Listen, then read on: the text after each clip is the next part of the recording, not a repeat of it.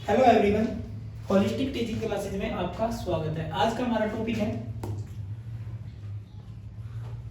भारतीय नागरिकता। भारतीय नागरिकता,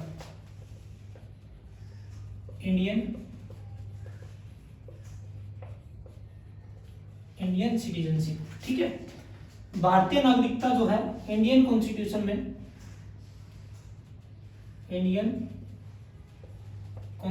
में पार्ट नंबर 2, और जबकि आर्टिकल की अगर मैं बात करता हूं 5 से लेकर के 11 तक हमने पढ़ने हैं। 5 से लेकर के 11 तक आर्टिकल हमने पढ़ने हैं। ठीक है, नागरिकता जो है 2 प्रकार की होती है। नागरिकता 2 प्रकार की हो सकती है। एक होती है एकल नागरिकता और एक होती है दोहरी नागरिकता। एक होती है एकल नागरिकता, एक होती है दोहरी नागरिकता। ठीक है, भारत की कैसी नागरिकता है? भारत की है एकल नागरिकता, जिसको हम क्या बोलते हैं? Single citizenship. ठीक है, सिंगल सिटीजनशिप जो हमने कहां से ली है भाई? कहां की अगर मैं बात करता हूं, ये हमने इंग्लैंड से ली है। इंग्लैंड, ब्रिटेन के संविधान से ली गई है। कहां से ली है? इंग्लैंड से। एकल नागरिकता। ठीक है, एकल नागरिकता के अंदर क्या होता है कि पूरे देश की एक ही नागरिकता होगी। जैसे हम फॉर एग्जांपल दूं मैं इंडिया की के अंदर कैसी सिटीजनशिप है? सिंगल सिटीजनशिप है ना। उसके बाद दोहरी नागरिकता की बात करता हूं, जहां पर स्टेट की सिटीजन अलग और कंट्री की सिटीजन अलग होती है। ठीक है, जैसे कि फॉर एग्जांपल दूं मैं यूएसए। ठीक है, लिखो बबली, फटाफट से नोट करो, फिर हम आगे बढ़ेंगे। ठीक है,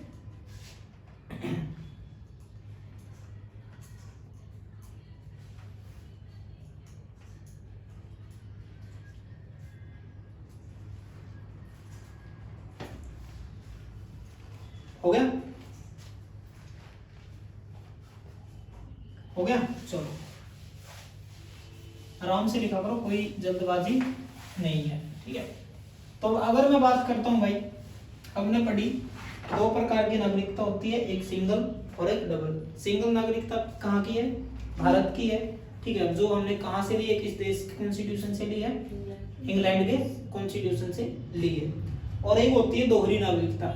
दोहरी नागरिकता जिसमें स्टेट की सिटीजनशिप अलग से होती है और कंट्री की अलग से होती है। जैसे कि फॉर एग्जांपल यूएसए, कनाडा वगैरह, इनके पास कैसी होती है? दोहरी नागरिकता होती है।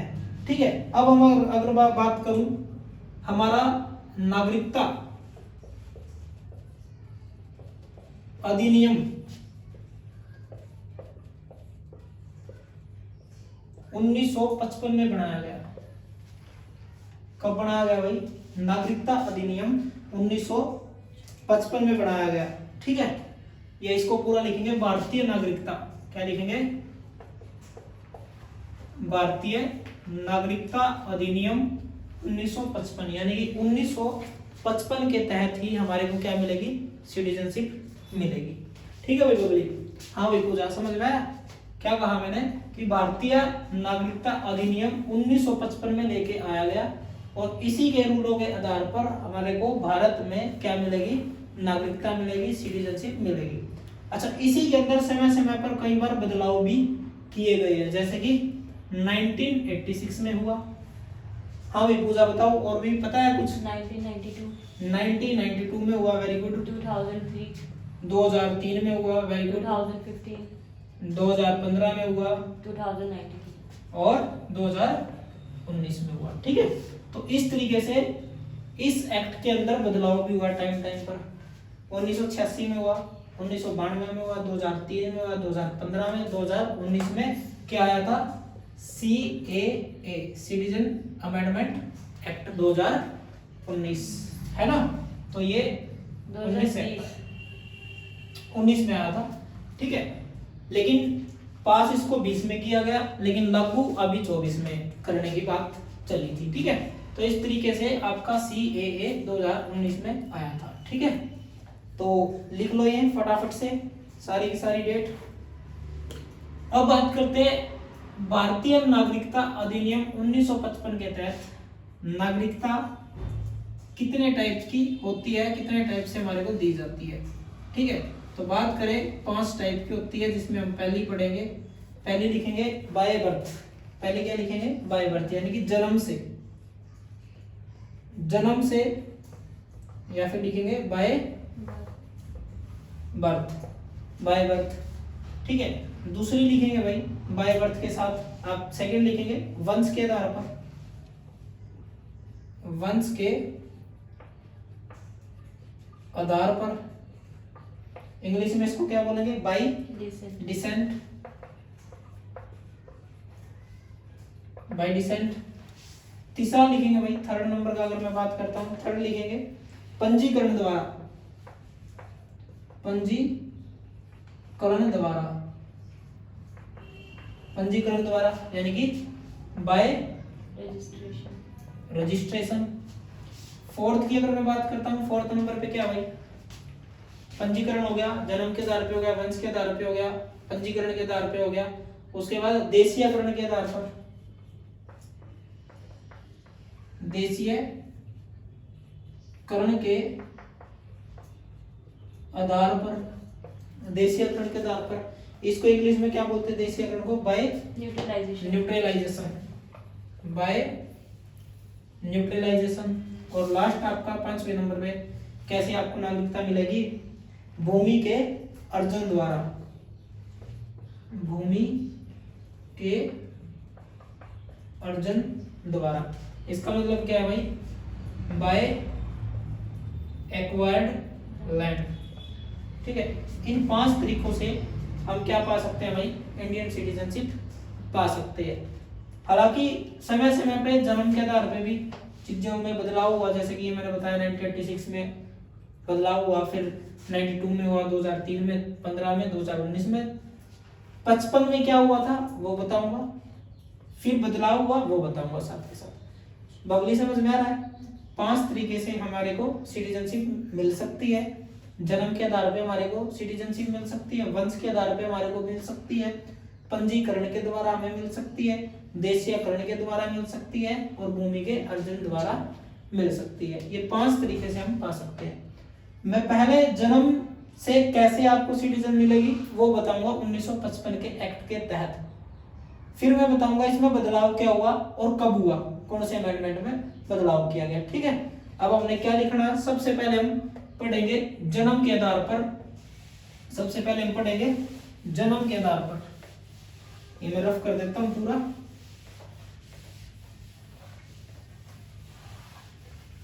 बीच में लिख लेता हूं, अब इसको मैं बीच में लिख लेता हूं। Indian citizen amendment act, amendment नहीं बोलेंगे, एक्ट बोलेंगे सीधा, सिटीजन एक्ट 1955। 1955 के तहत हम पहले पढ़ेंगे भाई बाय बर्थ, यानी कि जन्म के आधार पर। जन्म के आधार पर क्या चीजें बोली गई पहले हम वो पढ़ेंगे, पहले हम वो पढ़ेंगे। लिख लो एक बार, सारे के सारे नाम बना लो। इधर लिख लो बाय बर्थ, इधर बना लो, इधर बना लो, इधर बना लो, और इधर बना लो। सारे नाम लिख लो 500 के 500 फटाफट। कॉपी के बीच में लेके इस तरीके से ऑप्शन बना लो, ये एक्ट लगा लो, ऊपर लिख लो बाय बर्थ, फिर उसके बाद बाय डिसेंट, उसके बाद रजिस्ट्रेशन, उसके बाद न्यूट्रलाइजेशन, और उसके बाद लैंड एक्वायर्ड। इस तरीके से एक घेरा बना लो।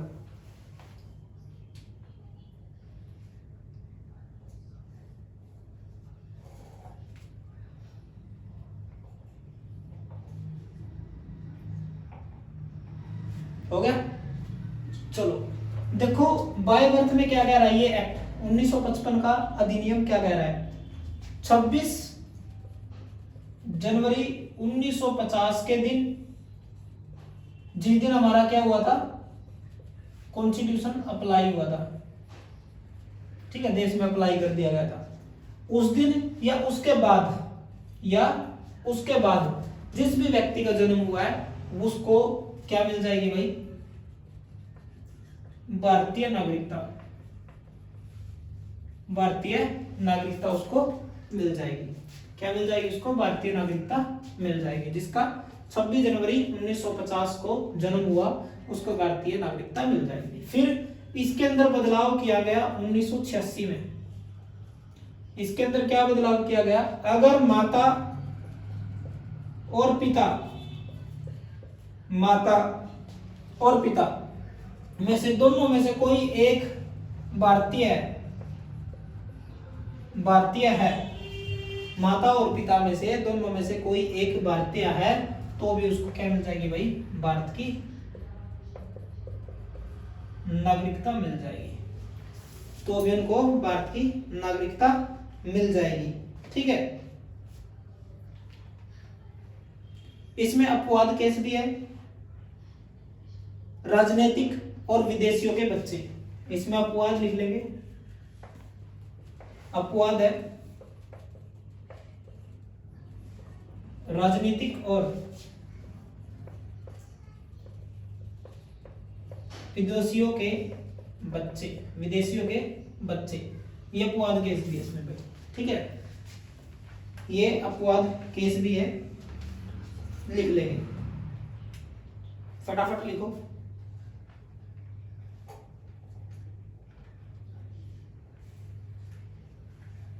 हो गया। अब वंश के आधार पे यहाँ पे लिखा है मैंने, वंश के आधार पे पूरा घुमा देंगे यहाँ पे हम। ठीक है, बाय डिसेंट। वंश के आधार पे अगर मैं बात करता हूँ, ये भी वही बात बोलता है, अगर 26 जनवरी 1950 या इसके बाद जिस भी व्यक्ति का भारत में जन्म हुआ है, जिस भी व्यक्ति का भारत में जन्म हुआ है, या फिर जिसके माता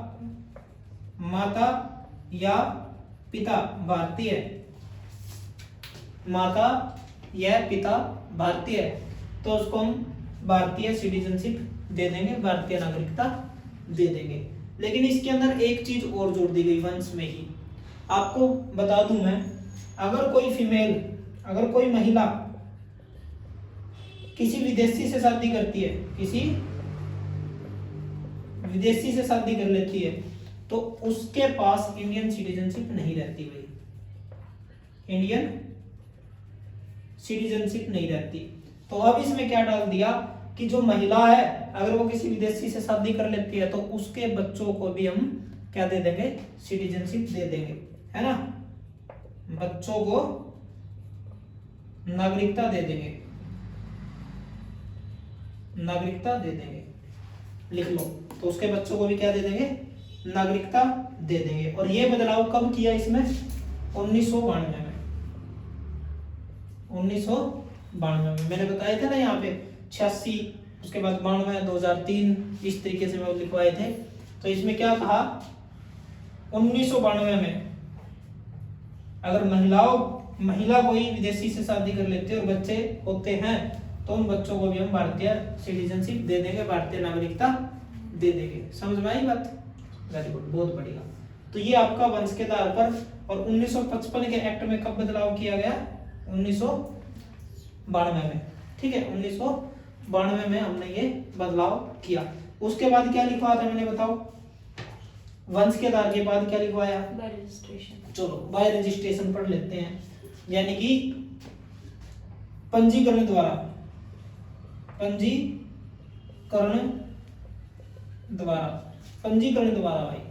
पंजीकरण द्वारा थोड़े से पॉइंट ज्यादा पड़ेंगे। पंजीकरण द्वारा ये आपने कंप्लीट लिख दिया पब्लिक। चलो भाई, तो पंजीकरण द्वारा कैसे कैसे पढ़ेंगे। पंजीकरण में पहले क्या होता था, अगर कोई व्यक्ति 55 के एक्ट के द्वारा, पहले हम क्या पढ़ेंगे, 55 का एक्ट, बाद में उसके बदलाव। 1955 के एक्ट के तहत अगर कोई व्यक्ति 6 महीने भारत में रह रहा है और 6 महीने के बाद अगर वो रजिस्ट्रेशन कराता है, तो उसको भारतीय नागरिकता दे देंगे, भारतीय नागरिकता दे देंगे। क्या ये बात ठीक है? बिल्कुल भी ठीक नहीं है। 6 महीने तो आतंकवादी आके रहने लग जाए और रजिस्ट्रेशन करवाए तो क्या उसको नागरिकता दे देंगे? 1955 के एक्ट के तहत हालांकि ये चीज थी जो कि बाद में बदली गई थी, लेकिन अभी नहीं, पहले सारी 55 वाली ही बात बता देता हूँ। लिखो, ये लिख लो, 6 महीने पूर्व अगर कोई व्यक्ति भारत में रहता है तो उसको भारतीय नागरिकता हम दे देंगे भाई।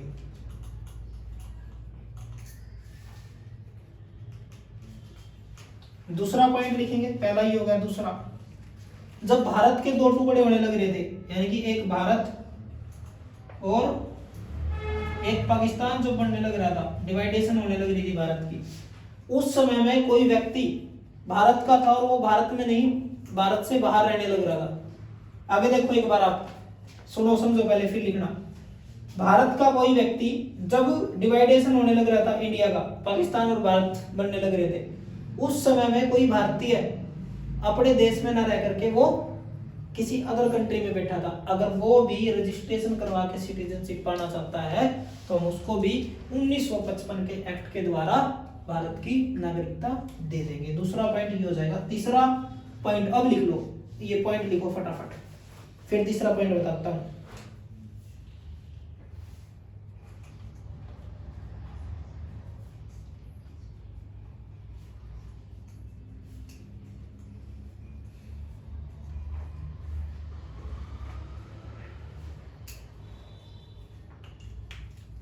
तीसरा पॉइंट, वे विदेशी महिला, वे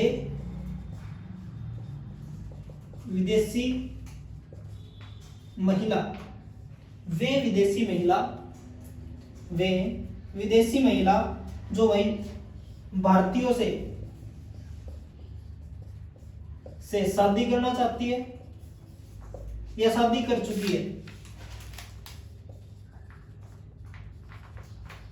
तो उसको भी हम भाई क्या दे देंगे, भारत की नागरिकता दे देंगे। कोई विदेशी महिला या तो फ्यूचर में क्या करना चाहती है, शादी करना चाहती है, या फिर वो कर चुकी है तो उसको हम भारत की नागरिकता दे देंगे। ये बात तीसरा पॉइंट आप लिखेंगे। उसके बाद हम पढ़ेंगे फोर्थ पॉइंट, हो गया? लिखेंगे भारतीयों के नाबालिग बच्चे, यानी कि जो भारतीयों के नाबालिग बच्चे हैं उनको भी सिटीजनशिप दे देंगे। थोड़ी सी यहाँ पे मैं बात लिखवा देता हूँ, एक बार समझ लो। देखो मैंने 2 बार यूज कर लिया है शब्द। मैंने कहा कि कोई महिला अगर विदेशी से शादी कर लेती है, यहाँ पे बताया, तो हम उसके बच्चे को भारतीय नागरिकता दे देंगे, लेकिन उसके लिए कंडीशन है। नंबर 1 कंडीशन क्या, उस बच्चे की एज जो है 18 से कम होनी चाहिए, अडल्ट नहीं होना चाहिए हो। नंबर 2, उसके पास पासपोर्ट नहीं होना चाहिए उस कंट्री का। और नंबर 3 भाई, उसके पास वहां की सिटीजनशिप नहीं होनी चाहिए। अगर ये 3 चीज नहीं है तो हम उस बच्चे को भारत की नागरिकता दे देंगे। जैसे कि अगर मैं बात करता हूँ कुछ कंट्रियों में ऐसा है, जैसे कि अभी अमेरिका की बात करूं मैं, अमेरिका के अंदर क्या, अगर कोई बच्चा जन्म लेता है तो उसको अमेरिका की नागरिकता मिल जाती थी, लेकिन अभी डोनाल्ड ट्रंप ने एक नया एक्ट बनाया कि ये नहीं चलेगा। ठीक है, अगर कोई विदेशी है और उसका यहाँ पे बच्चे को जन्म देती है वो, तो उसके बच्चे को अमेरिका की सिटीजनशिप नहीं मिलेगी। ठीक है, तो इस तरीके से अगर मैं बात करता हूँ, लेकिन अगर वो बच्चा है हमारा है तो हम उसको इंडियन सिटीजनशिप देंगे भाई। हमने तो कर दिया, यहाँ पे भी वो पॉइंट है हमारा, तो ठीक है।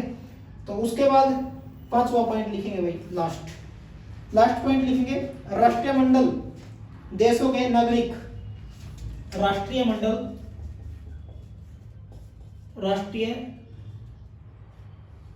मंडल देशों के नागरिक जो भाई भारतीय सरकार के लिए काम करते हैं, जो भारतीय सरकार के लिए काम करते हैं, राष्ट्रमंडल में जो नागरिक है, जो कंट्री देश है, जितनी भी कंट्री है, ठीक है, वो काम करते हैं जो इंडियन गवर्नमेंट के लिए, उनको भी हम क्या दे देंगे, इंडिया की सिटीजनशिप दे देंगे। तो ये आपको सारे के सारे पॉइंट याद रखने हैं।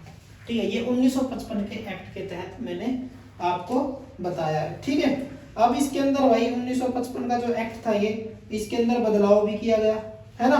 इसके अंदर क्या बदलाव किया गया बताएगी पूजा? जी सर। बताओ।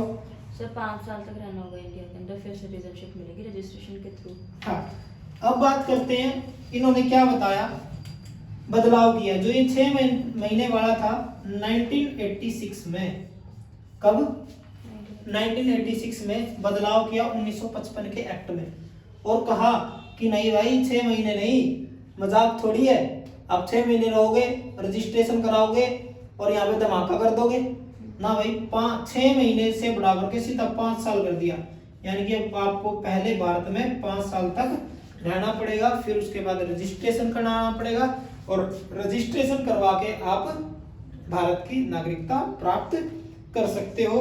ये बात आपको याद रखनी है, नोट कर लो इस बात को भी फटाफट। 1986 के अंदर ये बदलाव कर दिया गया।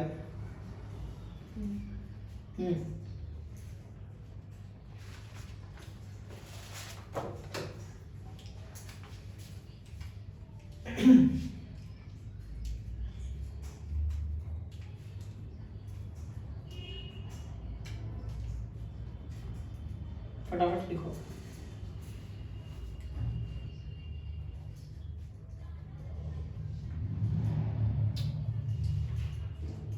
इसको मैं रफ नहीं करूंगा, यहीं से स्टार्ट करेंगे लिखना। हो गया?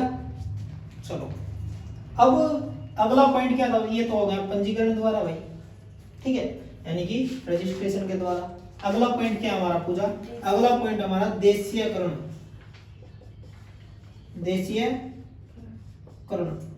देशीयकरण के अंदर क्या होता था भाई? देशीयकरण के अंदर होता था अगर कोई व्यक्ति लगातार 5 साल तक भारत में रुकता, लगातार 5 साल तक भारत में रुकता, ये मैं बता रहा हूँ 1955 के एक्ट के तहत, ठीक है। अगर कोई व्यक्ति भारत में 5 साल तक लगातार रुकता तो सरकार के पास जाता, देशीयकरण का प्रमाण पत्र लेता और भाई क्या पा लेता?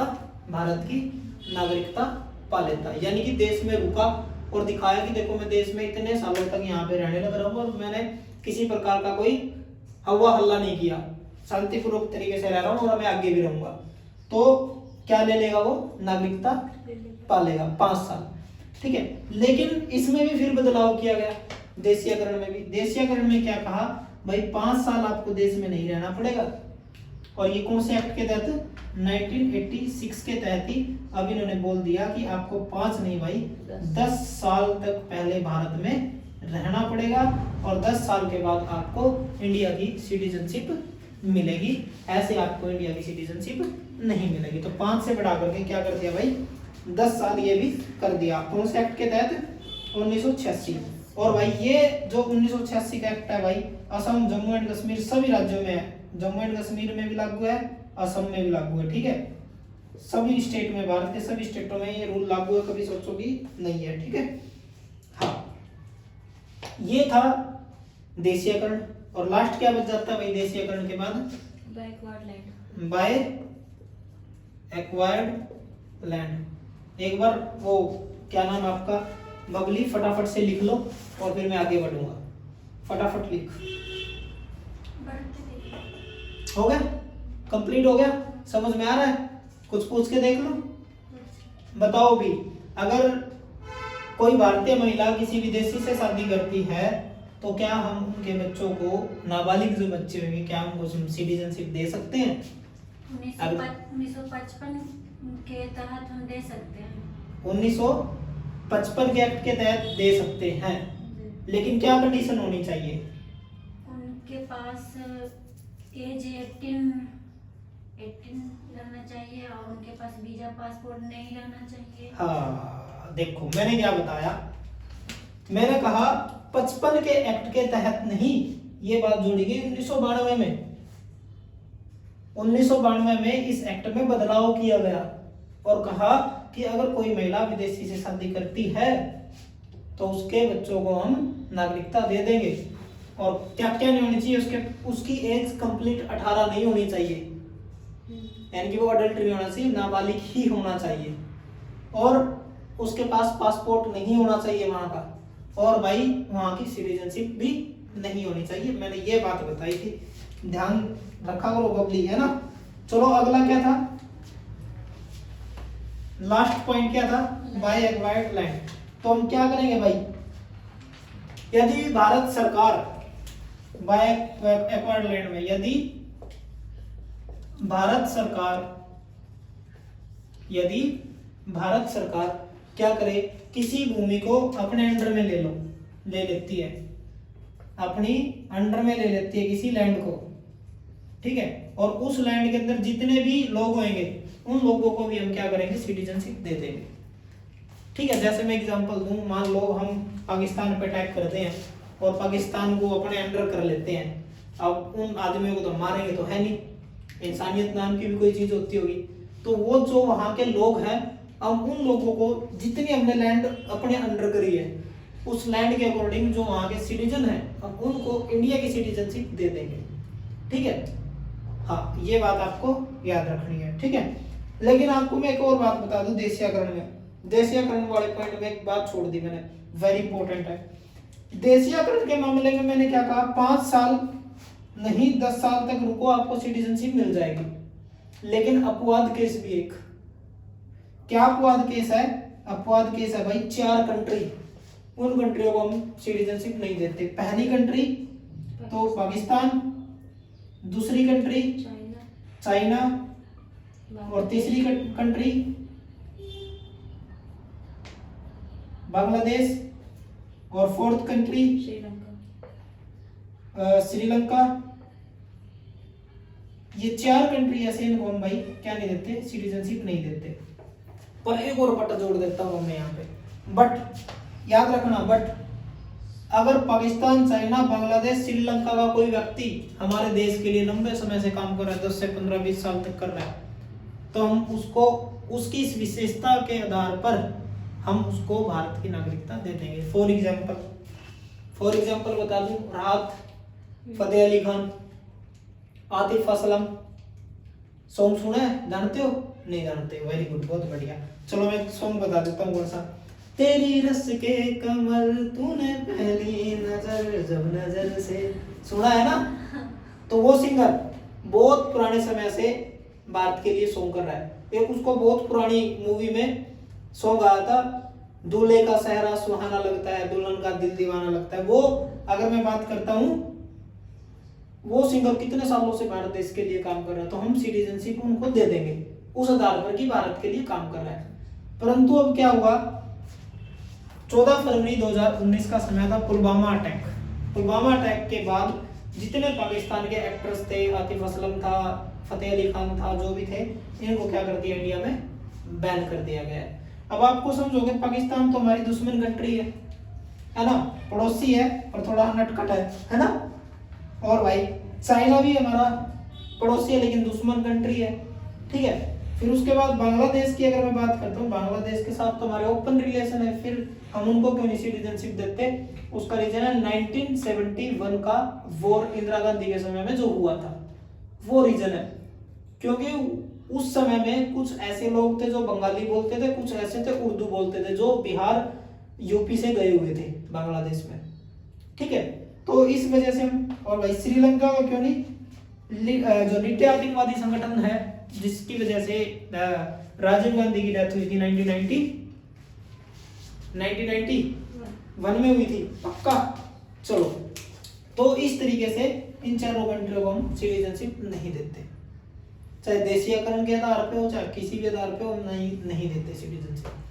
अब तो हमने ये देखा कि हम सिटीजनशिप दे देंगे, अब छीनेंगे कैसे? छीनने का भी तो होता है, देने की बात तो हमने पढ़ ली, अब हम पढ़ेंगे छीनने वाली। 500 पॉइंट डाल लिए, अब मैं इसको बोर्ड से रफ कर दूं, कोई दिक्कत कोई परेशानी नहीं है।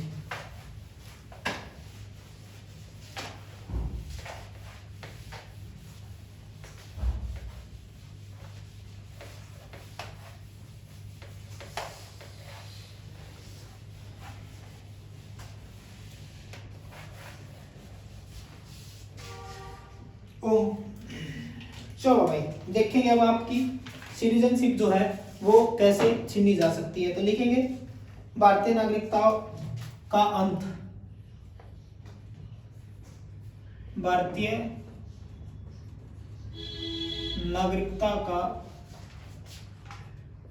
अंत कैसे किया जा सकता है, खत्म कैसे की जा सकती है भारतीय नागरिकता, खत्म कैसे की जाती है। फर्स्ट पॉइंट भाई, फर्स्ट पॉइंट लिखेंगे, फर्स्ट पॉइंट में लिखेंगे यदि कोई व्यक्ति 7 सालों तक लगातार भारत में नहीं आता तो उसकी ऑटोमेटिक सिटीजनशिप कैंसिल हो जाएगी। कितने साल तक? लगातार कोई व्यक्ति 7 ईयर 7 सालों तक विदेश से इंडिया नहीं आता भाई, विदेश से भारत नहीं आता तो उसकी भारतीय नागरिकता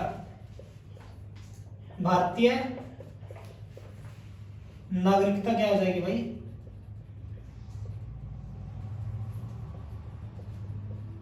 समाप्त हो जाएगी। भारतीय नागरिकता समाप्त हो जाएगी, भारतीय नागरिकता समाप्त हो जाएगी। ठीक है, उसके बाद अगर मैं बात कर दूं पॉइंट नंबर 2, 7 सालों तक अगर कोई व्यक्ति भारत में नहीं आता तो उसकी नागरिकता क्या हो जाएगी? समाप्त हो जाएगी, खत्म हो जाएगी। ठीक है, फिर दूसरा लिखेंगे यदि कोई व्यक्ति दूसरी कंट्री की नागरिकता ले ले या फिर कोई व्यक्ति दूसरे देश की नागरिकता ग्रहण कर ले, ठीक है, ग्रहण कर ले, तब भी क्या हो जाएगी भाई?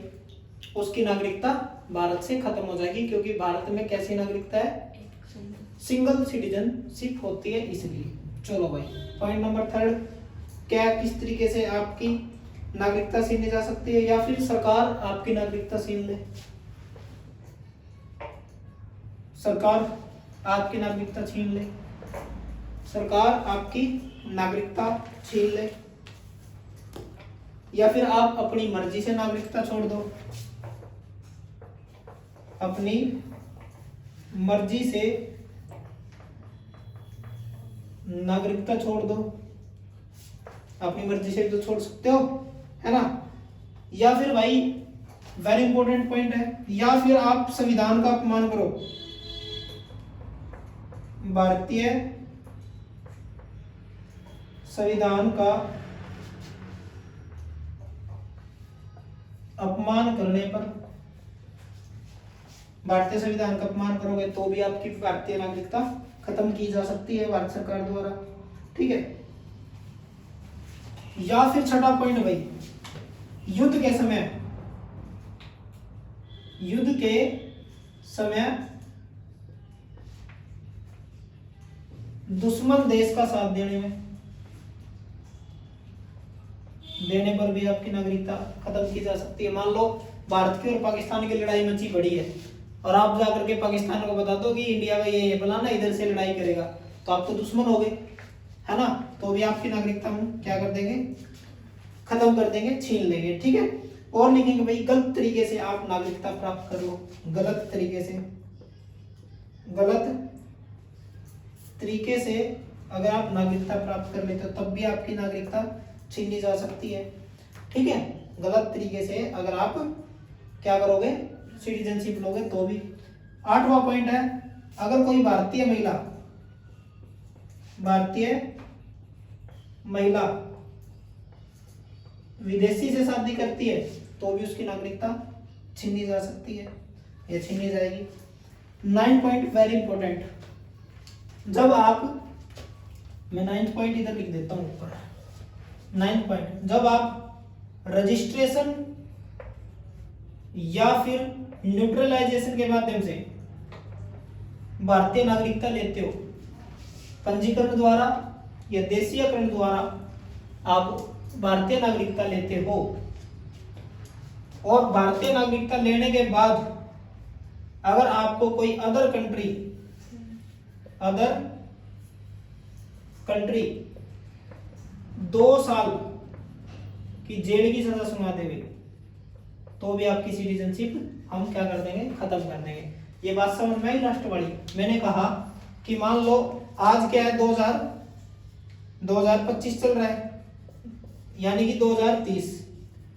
2030 मान लो 2025 में आपको सिटीजनशिप मिली, मान लो 2025 में आपको सिटीजनशिप मिली रजिस्ट्रेशन या न्यूट्रलाइजेशन कोई से भी द्वारा।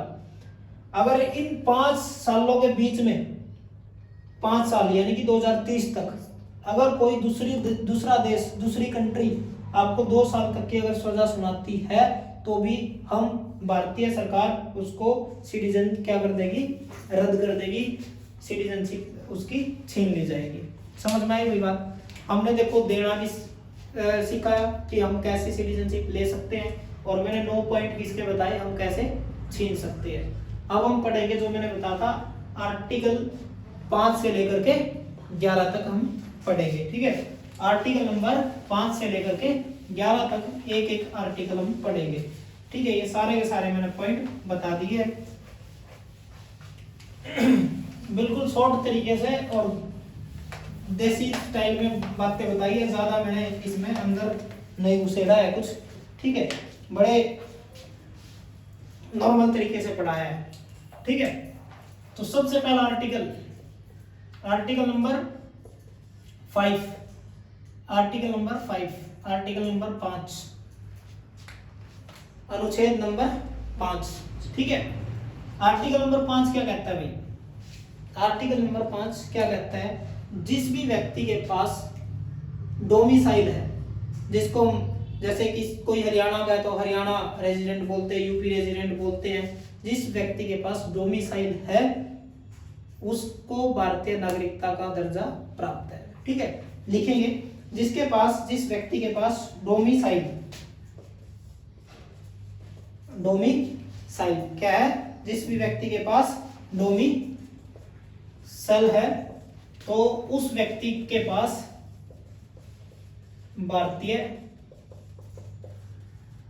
नागरिकता है, या फिर जिसके पास डोमिसाइल है वो भारतीय नागरिक माना जाता है। तो पहला पॉइंट ये हो गया भाई। डोमिसाइल का मतलब है Haryana resident, UP resident, Bihar resident. इसका मतलब है कि हम इस स्टेट के अंदर वास करते हैं। ऐसा नहीं है कि हमारी सिटीजन हरियाणवी है, हमारी सिटीजन यूपी है, हमारी सिटीजन बिहारी है ना। सिर्फ ये आपका क्या दिखाता है कि आप इस स्टेट में रहते हो, वास करते हो, ठीक है। सिर्फ वो चीज बताएगा। अगला आर्टिकल क्या है भाई? Article number 6। आर्टिकल नंबर 6 क्या कहता है? आर्टिकल नंबर 6 क्या कहता है? पाकिस्तान से इंडिया, हाँ भाई पूजा, ये कहता है ना पाकिस्तान से जो लोग इंडिया में आए हैं उनकी नागरिकता के बारे में। नागरिकता के बारे में क्या कहा मैंने? आर्टिकल 6 क्या कहता है? पाकिस्तान से जो इंडिया में आए हैं भाई, पाकिस्तान से इंडिया में आए हैं उनकी नागरिकता के बारे में। अगला आर्टिकल क्या है? अगले आर्टिकल की अगर मैं बात करता हूं, अगला आर्टिकल आपका आर्टिकल नंबर 7। और 7 क्या कहता है? आर्टिकल नंबर 7 क्या कहता है? इंडिया से पाकिस्तान, जो लोग इंडिया से पाकिस्तान गए हैं उनकी नागरिकता के बारे में। नागरिकता के बारे में, जो लोग इंडिया से पाकिस्तान गए हैं उनकी नागरिकता के बारे में।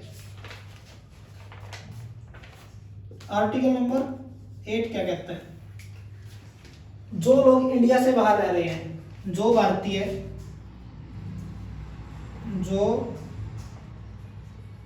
भारतीय इंडिया से बाहर रह रहे हैं उनकी नागरिकता के बारे में। नागरिकता के बारे में, उनकी नागरिकता के बारे में। आर्टिकल नंबर 9 क्या कहता है? यदि कोई व्यक्ति अपनी मर्जी से भारत की नागरिकता छोड़ दे या फिर दूसरे कंट्री की नागरिकता अपना ले, इसमें ऐसे लिखना है, यदि कोई व्यक्ति अपनी मर्जी से, यदि कोई व्यक्ति अपनी मर्जी से दूसरे देश की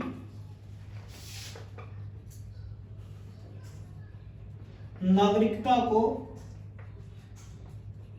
अपना ले तो उसकी ऑटोमेटिक भारतीय नागरिकता क्या हो जाएगी भाई, खत्म हो जाएगी, खत्म हो जाएगी। अगला आर्टिकल भाई, आर्टिकल नंबर 10। आर्टिकल नंबर 10 क्या कहता है, किसी भी व्यक्ति को नागरिकता कानून के अधीन होकर के ही संसदीय प्रणाली द्वारा दी जाएगी। क्या कहता है, किसी भी व्यक्ति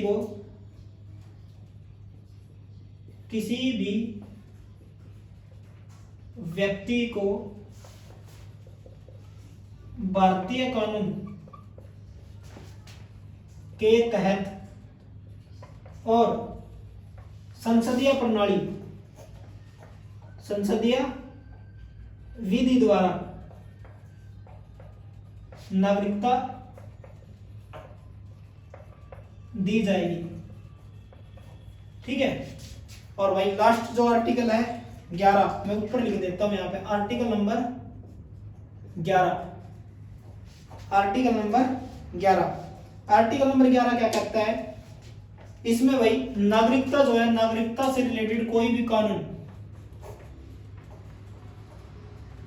नागरिकता से रिलेटेड कोई भी कानून बनाने का अधिकार किसको है भाई, पार्लियामेंट को भाई, पार्लियामेंट को है। ठीक है।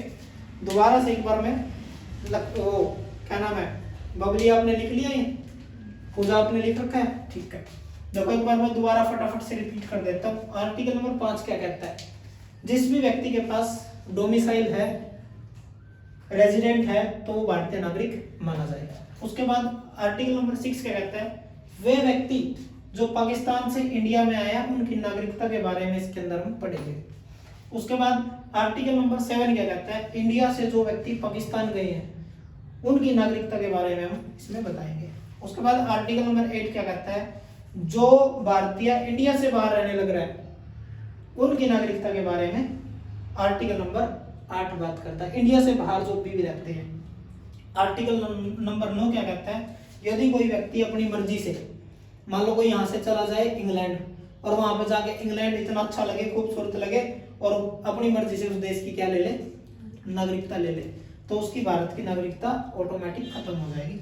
आर्टिकल नंबर 10 क्या कहता है, किसी भी व्यक्ति को अगर भारतीय नागरिकता देनी है तो भारतीय कानून के तहत और जो संसद विधि होगी, संसद के प्रणाली के अनुसार संसद जिस तरीके से तय करेगी उस व्यक्ति को नागरिकता दी जाएगी। ठीक है, कानूनों के तहत। या फिर लास्ट आर्टिकल की बात करें 11 क्या कहता है, नागरिकता से रिलेटेड कोई भी अगर कानून बनाना है, इंडियन सिटीजनशिप से रिलेटेड कोई भी एक्ट बनाना है, तो वो सारे के सारे राइट किसको दिए गए हैं भाई, पार्लियामेंट के पास अधिकार है।